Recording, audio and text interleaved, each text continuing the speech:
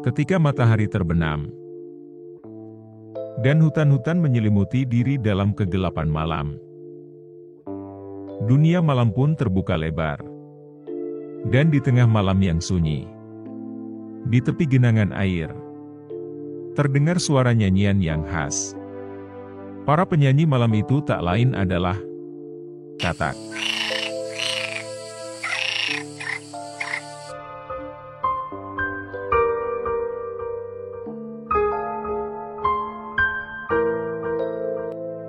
Katak adalah salah satu amfibi tak berekor dalam ordo Anura.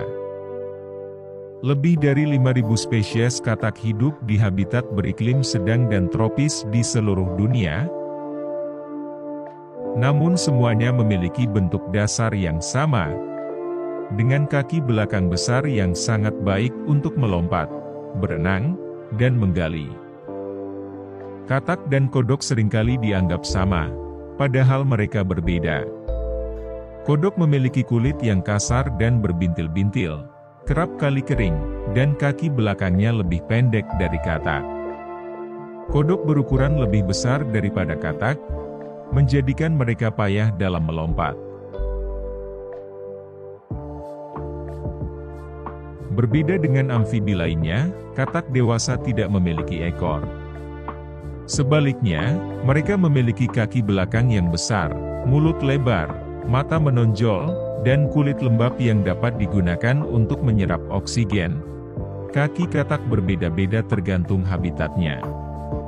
Katak yang menghuni lingkungan basah memiliki kaki berselaput, sedangkan katak pohon memiliki cakram di jari kakinya yang membantu mereka berpegangan pada permukaan vertikal. Beberapa spesies memiliki struktur seperti cakar di kaki belakangnya, yang mereka gunakan untuk menggali. Sebagian besar spesies juga pandai melompat ke segala arah. Mereka memiliki otot yang kuat di kaki belakangnya, memungkinkan mereka melompat dalam jarak yang jauh. Beberapa katak dapat melompat lebih dari 20 kali panjang tubuhnya, sama dengan manusia yang melompat sejauh 30 meter. Warna katak bervariasi, dari katak umum berwarna coklat kusam, hingga katak beracun stroberi berwarna merah cerah. Hutan hujan tropis memiliki keanekaragaman spesies terbesar. Beberapa di antaranya mengandalkan warna kamuflase, yang diredam untuk bersembunyi dari pemangsa, sementara yang lain berwarna cerah untuk menunjukkan bahwa mereka beracun, atau sekedar rasanya tidak enak. Ukuran makhluk-makhluk ini sangat beragam. Pada ukuran terkecilnya, beberapa spesies tumbuh hingga panjang kurang dari setengah inci. Pada ukuran terbesarnya, seperti katak Goliat dapat tumbuh hingga panjang 13 inci atau 33 cm dan beratnya mencapai 3 kg.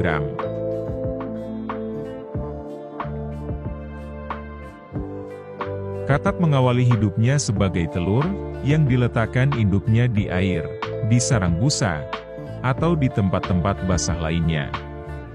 Sekali bertelur katak bisa menghasilkan 5.000 hingga 20.000 telur, tergantung dari kualitas induk, dan berlangsung sebanyak 3 kali dalam setahun. Telur-telur katak menetas menjadi berudu atau kecebong, yang bertubuh mirip ikan gendut, bernapas dengan insang, selama beberapa waktu hidup di air. Perlahan-lahan akan tumbuh kaki belakang, yang kemudian diikuti dengan tumbuhnya kaki depan, menghilangnya ekor dan bergantinya insang dengan paru-paru. Setelah masanya, berudu ini akan melompat ke darat sebagai katak kecil. Spesies katak di daerah beriklim tropis dapat bereproduksi beberapa kali kapan saja sepanjang tahun, sedangkan spesies katak di negara dengan garis lintang tinggi biasanya berkembang biak di awal musim semi. Pada saat itu katak jantan akan bernyanyi untuk memanggil betinanya dari tepian atau tengah perairan. Suara keras katak dihasilkan oleh kantung suara, yang terletak di sekitar lehernya, yang akan menggembung besar manakala digunakan. Pembuahan pada katak dilakukan di luar tubuh. Katak jantan akan melekat di punggung betinanya, dan memeluk erat ketiak si betina dari belakang.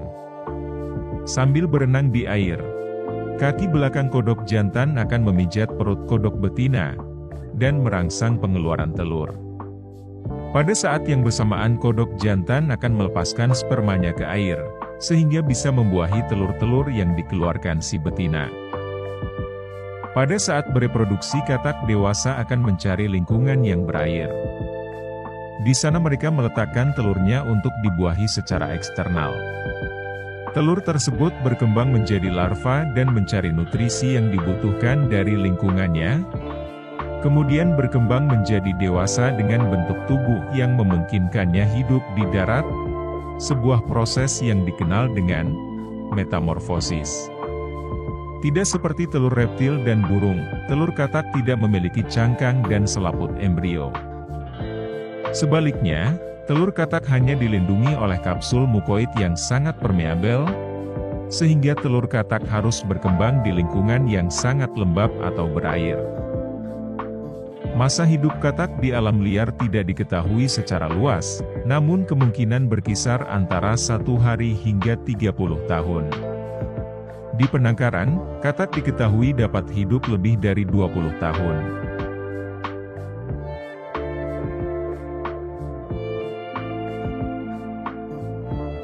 Mereka memiliki kulit yang permeabel, sehingga mereka harus mencari tempat tinggal yang lembab agar tidak mengering.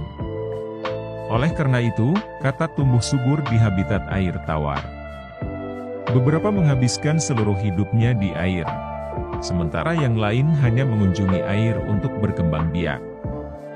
Banyak spesies di hutan hujan lembab yang hidup di pepohonan tinggi, jauh dari predator yang hidup di darat. Hewan ini dapat ditemui mulai dari hutan rimba, padang pasir, tepi-tepi sungai dan rawa, perkebunan dan sawah, hingga ke lingkungan permukiman manusia.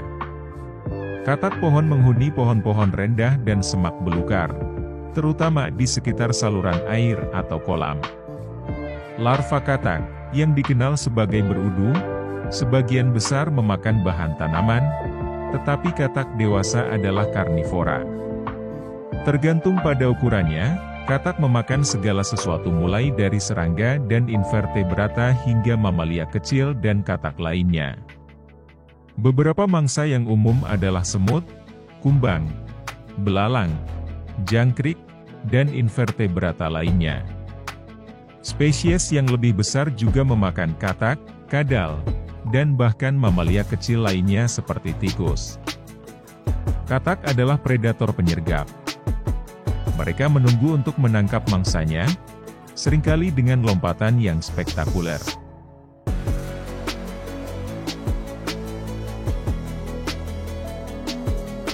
Katak memiliki banyak predator alami, antara lain burung seperti bangau, reptil seperti ular dan aligator, mamalia seperti berang-berang, ikan besar, dan katak lainnya.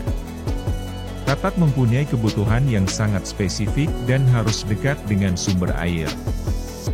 Jika mereka kehilangan habitat atau terfragmentasi karena pembangunan baru, mereka akan kesulitan menemukan rumah baru. Katak rentan terhadap perubahan iklim dan cuaca yang tidak dapat diprediksi. Misalnya, ketika mereka bertelur terlalu dini dalam cuaca yang sangat sejuk, embun beku dan salju yang tiba-tiba dapat membunuh seluruh induknya. Hal ini menjadi perhatian khusus bagi katak di iklim dingin karena mereka hanya bertelur setahun sekali, sehingga kehilangan katak karena cuaca beku dapat menghancurkan populasinya. Ancaman besar lainnya terhadap populasi katak adalah penyebaran jamur yang disebut citrik. Penyakit ini menyebabkan penurunan atau kepunahan yang sangat besar pada sedikitnya 200 spesies katak dan amfibi lainnya. Jamur ini hidup di air sehingga katak mudah tertular. Jamur menutupi kulit tipisnya sehingga katak tidak bisa bernapas atau mendapatkan air. Jamur tidak hanya menyerang katak, tetapi juga menyerang larva dan berudu yang tumbuh di mulut mereka dan mencegah mereka makan, sehingga mereka mati secara menggenaskan.